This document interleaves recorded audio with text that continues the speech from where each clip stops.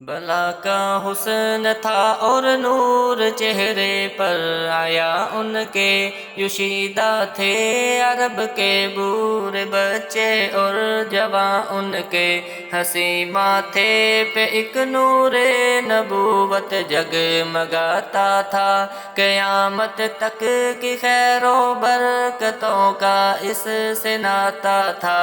عرب کی عورتیں اس نور کی طالب رہی کتنی، پھر اس سے آمنہ بی بی کی قسمت خوب تر چمکی، تجارت کی غرض سے چل دیے عبداللہ سوئے شام، ادھر بی بی کے پہلو میں برا اللہ کا انعام، بہاریں آمنہ بی بی کا ہر دم دم بھرا کرتی، اور ان کا لمس پا کر خود کو خوش قسمت کہا کرتی،